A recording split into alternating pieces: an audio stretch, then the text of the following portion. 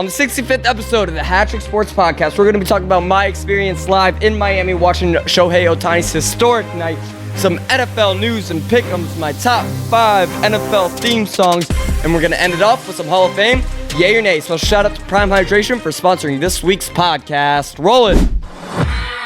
Welcome to HatTrick Sports, starring your host, Isaiah Carpenter.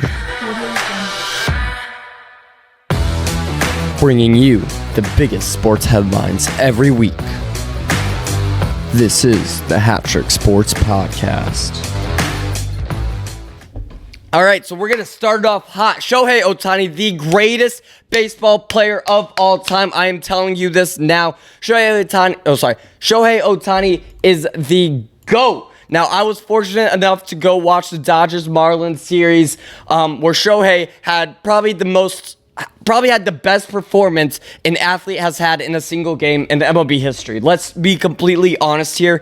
I went on I believe it was like the Wednesday, Thursday games. Yeah, it was a Tuesday, Wednesday, Thursday series. I went on the Wednesday, Thursday games. Shohei Ohtani, first at bat in the first game on Wednesday, he got on and then somehow stole a base. So he was at 49, 48, something like that. And that was basically it. He was done for that day. And then on Thursday, he went off. He went 6 for 6. He had 4 runs. He had 10 RBIs. He had 17 total bases. The Dodgers ended up winning that game like 20-4.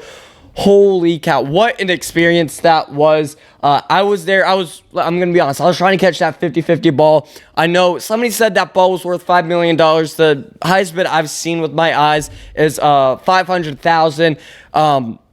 So I'm just going to kind of recap everything. I kind of did this just like a 7.5 minute video long on our TikTok and Instagram, basically explaining that whole night a couple hours after the game. It was absolutely wild. He had 2 doubles. He had 3 home runs in that game. Like I said, 10 RBIs. He had 2 stolen bases that game. Absolutely incredible game by Shohei Ohtani. He is now, again, it's been a few days since then. He's now in the 52-52 club, which, again, he's making clubs every day now. Let's be honest here. He is making history. So I got 3 balls from that one game, from that Thursday game. One was from like BP. One was, and I think you can look this up, 2 fans in like the upper deck threw 2 balls on the field, and then the right fielder on the Marlins threw one up to me. I don't know why Marlins was thrown up to somebody in the Dodgers jersey. And then after warming up, they throw the balls back in to the stands, and I ended up catching one of them. So I got 3 balls from that game. Shohei Ohtani though, so his first at bat, he comes up. I believe he gets a double. I want to say he gets a double and then steals the stolen base. Yeah, then he steals third to get the 50 stolen base. And then I have a video. I believe I have the video of him actually stealing the base. And I definitely have the video of them after that half inning. They take that third base and obviously authenticate it and bring it. It is now in LA. But that was insane. And then that was just getting started. I was like, oh, that's a great night. And then he ends up hitting a home run to hit his 49th home run. And I was like, hey, at this time, I was sitting behind the Dodgers dugout, the first base dugout. I was sitting behind there, and I was like, hey, I got to go back to right field because that's where we were sitting Wednesday, just in case. I was like, hey, I'm going to use those tickets. Sorry, Ushers. Sorry, Miami Ushers. I kind of snuck my way in there. Hey, here's my ticket. It was from the night before. I had my glove. Now, I know you guys are, some of you are going to be like, hey, you're still young enough to wear a glove, and some of you guys are like, you're wearing your gloves to the game. Yeah, I'm telling you that I would bet a third to half of everybody in the outfield had a glove. You're trying to catch this ball. This ball will change your life forever. So he ends up hitting the 49th home run. I go run over to right center. I have a whole spray chart. I had spreadsheets. I had everything on like where he was going to hit this home run. Now, those ended up not working, but whatever. I had the chance. There's a rail there, and if you look at the Marlins Stadium, there's a whole like grass patch like of vines and stuff. I don't know, for aestheticness, whatever. So I'm like ready to jump. I'm in the first row. I don't care what goes. If it's hit behind me, yeah, I might tackle some people. I'm whatever. But I'm like on the rail about to jump. The usher sees me. He's like, I'm not even going to stop these people. I have like a mental, like, all right, so I see a baby in the front row. I was like, okay, so those guys aren't going to jump over like on top of a baby. So I have a chance to sneak in through there if it's getting hit into those bushes and stuff. So I had everything like kind of planned out. He ends up hitting it. I go crazy. I go absolutely crazy. I was sitting there with a few friends of mine that just happened to be sitting there. I didn't even know they were sitting there. And I just go crazy. I have it all on video. I posted it on TikTok and Instagram. Absolutely wild. He hits it oppo. It goes into a club. Now, a lot of people don't understand. That 50-50 ball went into a club. That is where I caught the batting practice ball. It was in that club. So it's like a club. I assume a lot of people are there not really for the baseball game, but just because it's like a nightclub kind of thing. And a lot of people aren't paying attention. A lot of people don't know it's his 50-50 ball. And that's why you see now there's a video going around of that. Of where the ball was hit. Like, not everybody knows, like, why isn't everybody going for the ball immediately? I'm gonna be honest, a lot of those people were probably drunk and some maybe even high. So that's not like where you want that ball to go. But it ends up, there was 4 guys pretty much going after it. It dwindles down to just 2 people fighting over the ball. A guy in a black shirt gets the ball, holds it up, which is brave for him. If I caught the ball, I was putting it in my chest and dropping as fast as I can. I don't care if I got broken hands or anything like that. So yeah, that guy ended up getting it. Dodges security, stadium security, ends up taking him and the ball and tries to negotiate with him. They apparently offer him $300,000. Now, again, like I said, this ball was hit into a club, like a nightclub. This guy is probably drunk, not thinking right, doesn't have a lawyer on him, doesn't really know how the tax works, because you are taxed for that ball. You are taxed for what that ball's highest value is worth, if that makes sense. So the IRS has like the value that again, I've heard $5 million. I think more reasonable is $500,000. So you're being taxed on that. No matter if you get $10 for the ball or $500,000 for the ball, you're being taxed for that highest amount. That somebody's willing to bid on it. And so he doesn't really, again, this is all me assuming. I assume he doesn't know any of this. He's probably not even known that that's his 50-50 ball. The ball, again, I know I'm not going in like chronological order, but the ball hits somebody's hands. It bounces off of the hands. You got to die for that ball, I'm telling you, man. So he walks away that night with the ball. He walks away with the ball, not getting an offer. And that's all we know as of now. As of right now, it's been 3 days. I assume that he is going to end up putting that on like a bid or something. I don't know.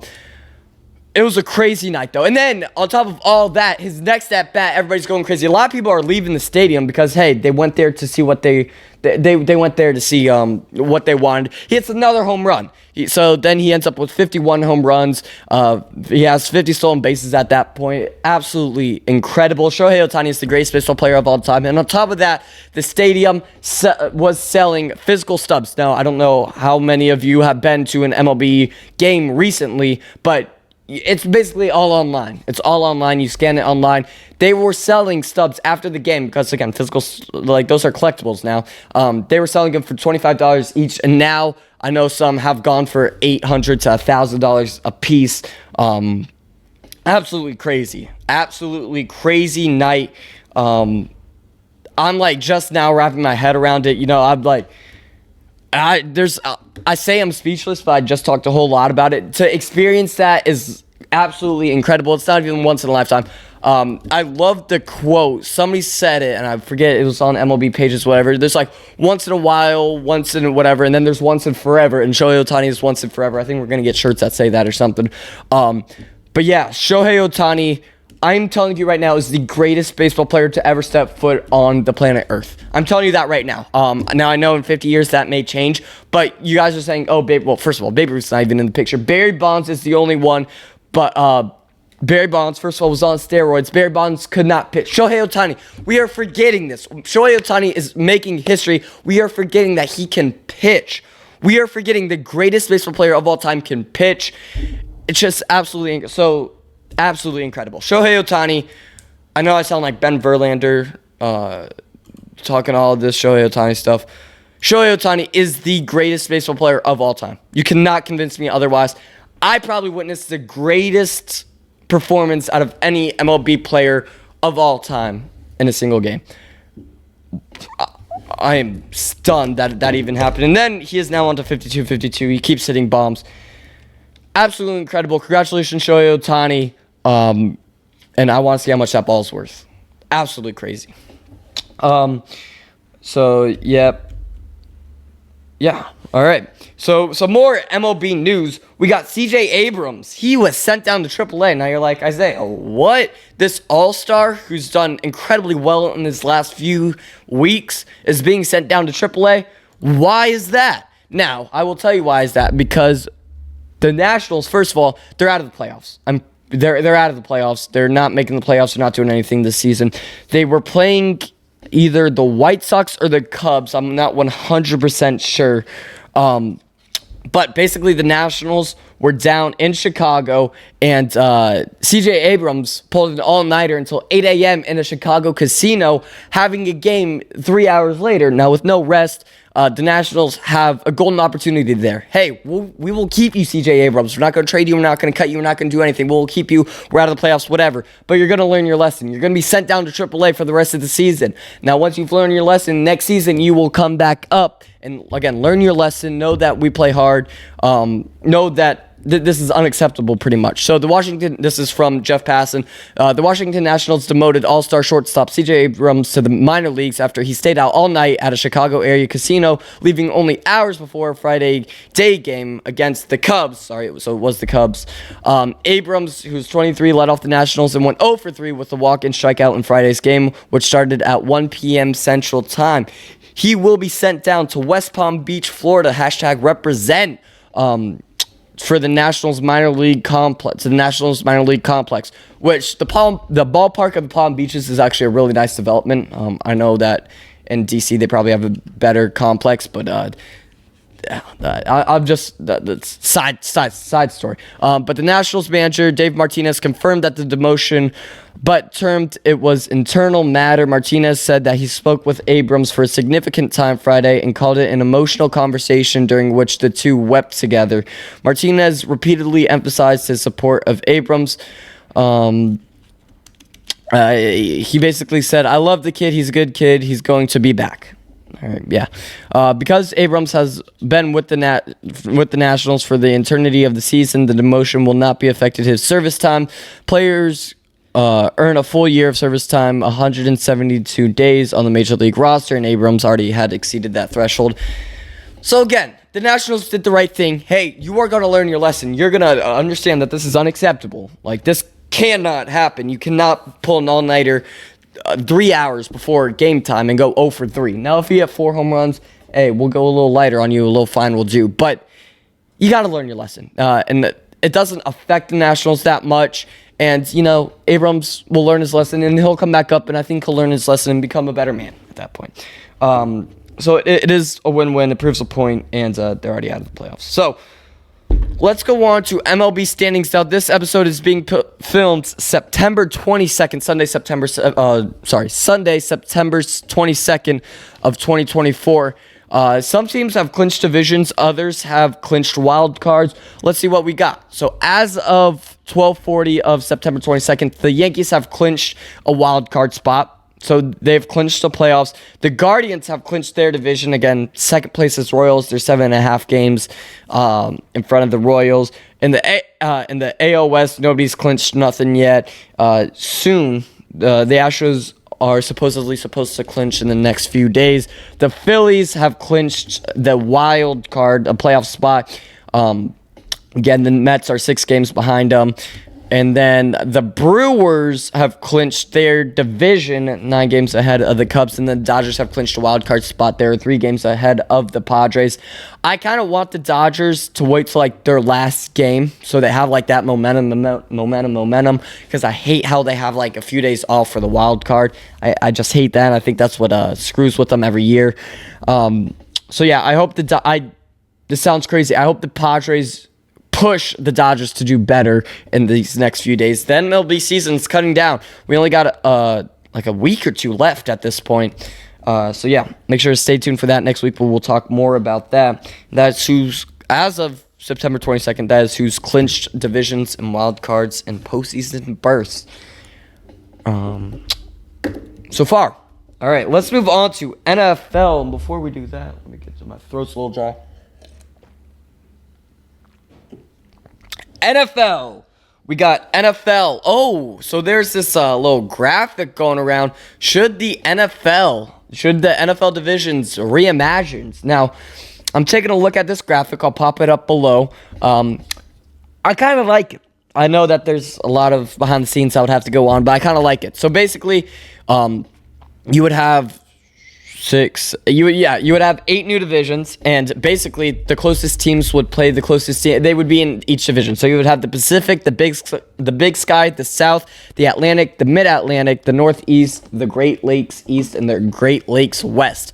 Now I would do a little bit. I'll change those division names around a little bit, but I like the concept. So in the Pacific, you would have the Seahawks, 49ers, Rams, and Chargers. Now the only difference is the Chargers and Cardinals would have to be flipped. In the Big Sky, you would have the Broncos, the Chiefs, the Raiders, the Cardinals. In the South, you would have the Cowboys, the Texans, the Saints, the Titans. And in the Atlantic, you would have the Falcons, Jags, Bucks, Dolphins. In the Mid-Atlantic, you would have the Bengals, the Ravens, the Commanders, and the Panthers. In the Big Lakes West, you would have the Vikings, the Packers, the Bears, the Colts. And in the Great Lakes East, you would have the Lions, Browns, Steelers, Bills, and in the Northeast you would have the Northeast teams, the Jets, the Patriots, the Eagles, and the Giants. So now, if you're in the division of the Northeast, hey, you could just take a bus 75 miles from the farthest teams, and then obviously the Jets and Giants right there. And then but then when you get to the Big Sky, you're not going to be able to drive buses anywhere. You're going to have to fly. But I do kind of like it. I kind of like the new divisions. It wouldn't confuse anybody. I don't think, at least. It wouldn't confuse me. Again, they're never going to do this. I'm not going to say never. They won't do this for at least a while. And then I think you need to change the division names up. I don't like Great Lakes East and West. I don't like Big Sky. Atlantic. I mean, they're specific too. I don't know. I got my own kind of thoughts on them. I'm trying to share them. It's just kind of hard to picture them. A lot of these divisions are kind of close. Like the Pacific would be close to the NFC West, except for the exception of the Cardinals. But, it doesn't hurt to try. I kind of like it. Yeah, I'm a fan. I do think there would be a lot of behind the scenes about it too, but I'm a fan. All right, what other NFL news do we have? Let's move. All right, let's do our NFL Pickems for the week. Now, we are 15 minutes before kickoff. I'm going to try to wrap this up real quick. We got about 10 minutes and just turn the games on. But, let's do our Pickems. Where is the link? All right, so you got the Chargers and Steelers. It's being played in Pittsburgh. Give me the Steelers. The Steelers are also favored. We got, let me make sure. Yeah, all right. We got the Texans and Vikings. Give me the Texans. Now, it is being played in Minnesota, but I think the Texans are overall a better team. And now you got the Eagles and you got the Saints. Give me the Eagles. The Saints are favored, but give me the Eagles. I think the Eagles are going to do well. I think it was just one game that everybody's kind of pulling against them for. You got the Broncos and you got the Bucks. Now, this is an easy lock. I actually didn't use them for lock of the day, but it's an easy. Sorry. It's easy. It's easy. Easy Bucks over Broncos. It's being played in Tampa Bay. Again, Broncos, they're not used to this heat. It's 100 degrees outside right now. They're not used to that. They're used to the cold climate. Now, you got the Packers and you got the Titans. Give me the Titans. It's being played in Tennessee. You got the Giants and you got the Browns. Brownsville. I got to mention them every time. Every time I pick the Browns, I got to mention Brownsville. You know who you are. But yeah, it's easy Browns. Easy Browns. You got the Bears playing the Colts. Give me the Bears. Now, I picked the Colts last week, and I was wrong. The Colts are favored, but I'm not gonna choose the Colts. Give me the Bears. You got the Raiders, and you got the Panthers. The Panthers are probably going to be the worst team in the league this year. Give me the Raiders. Seahawks. The Seahawks are playing the Dolphins. Now, a lot of people are saying, even though the Seahawks are favored by 4 points, people were saying that the Dolphins should win. Nah, I think it's easy Seahawks. I'm not going to say easy. I think it's the Seahawks. I'm going to give it to the Seahawks. It's a 4 p.m. game. So the Seahawks, it's being played in... Wait, hold up. I thought it was being played in Miami. No, it's being played in Seattle. So it's an easy Seahawks. Easy Seahawks. Ravens are playing the Cowboys. How about them Cowboys? How about them Cowboys gonna lose? It's gonna be a close game. Don't get me wrong. It's gonna be a close game. But give me the Ravens. Now you got the Lions and you got the Cardinals. I'm strong on the Lions this year. I'm very, very strong on the Lions. I know they're 1-1. Both teams are 1-1, and it's being played in Arizona. But I'm very strong on the Lions this season. Dan Campbell, got some news on him in a few minutes here. But give me the Lions. You got the 49ers and the Rams, battle of the NFC West, or the Pacific, if you want to use that. If you want to use those divisions. But yeah. I think it's easy. 49ers. I know it's being played in LA, but 49ers are just dumb. 49ers are dumb. You got the Chiefs and you got the Falcons. The Chiefs coming off the Super Bowl. Haven't lost since. The Chiefs haven't lost in close to a year at this point. So give me the Chiefs. Chiefs, I think it's an easy win. Even though they're only favored by 3 points because it's being played in Atlanta. But give me the Chiefs. And then Monday, we got 2 Monday Night Football games. You got 2 of them. Make a cool graphic like that.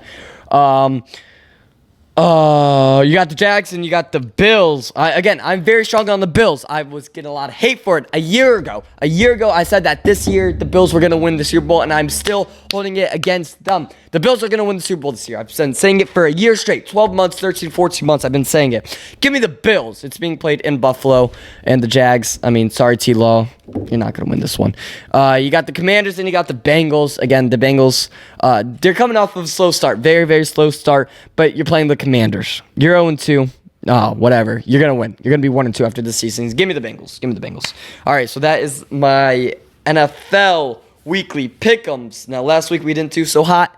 This week, I think we're going to do a lot better. Let's move on to some more NFL news. Dan Campbell, the head coach for the Lions, he plans on selling his house. He's selling his house to seek more privacy. Now,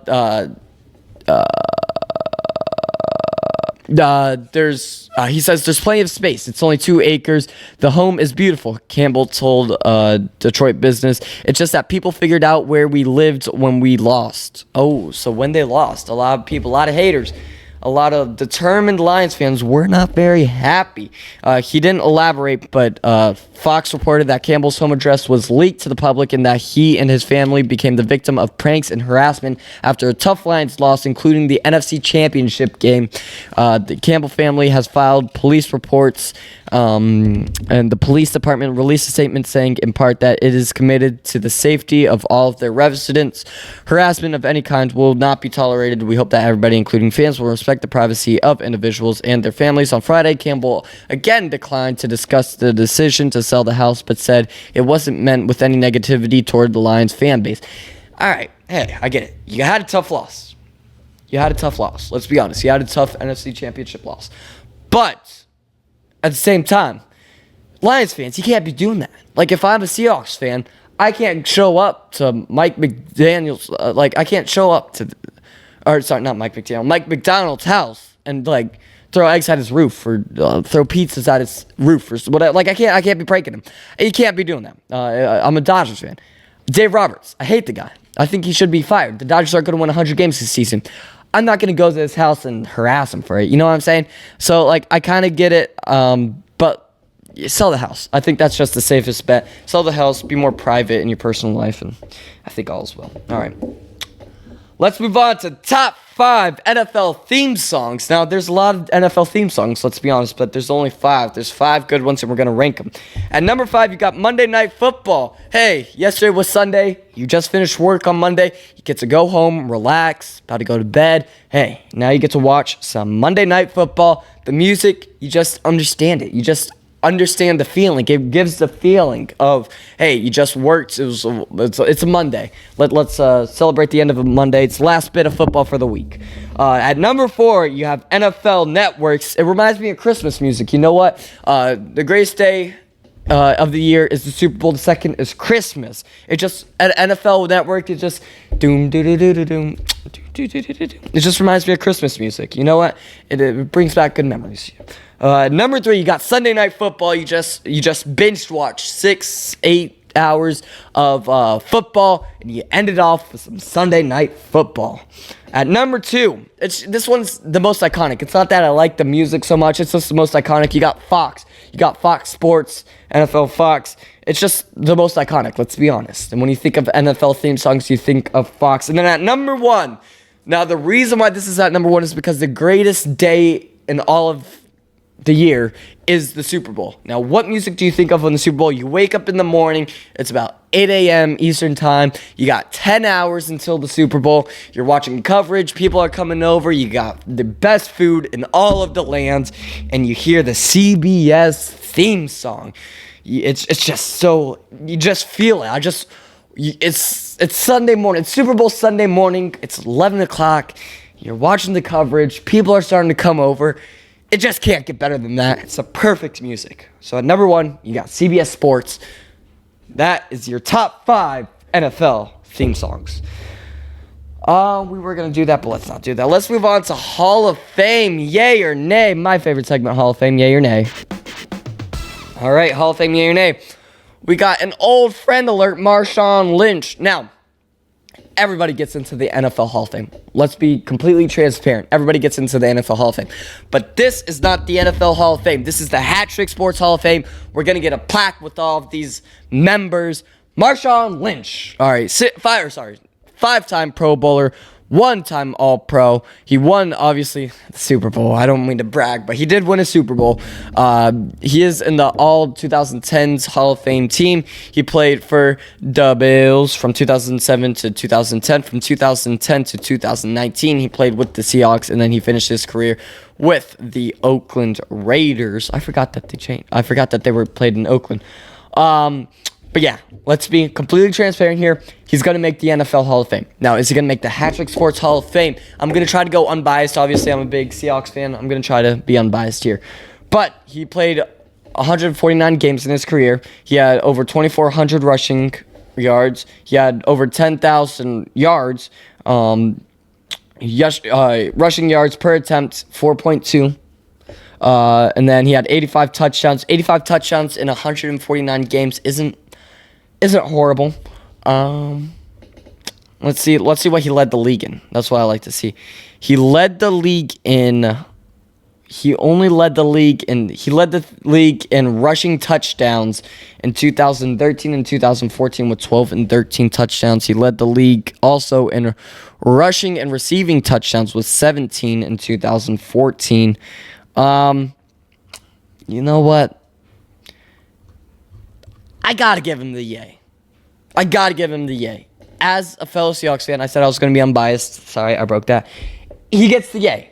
Marshawn Lynch deserves to be in the Hall of Fame. Beast mode. Let's be honest. Beast mode.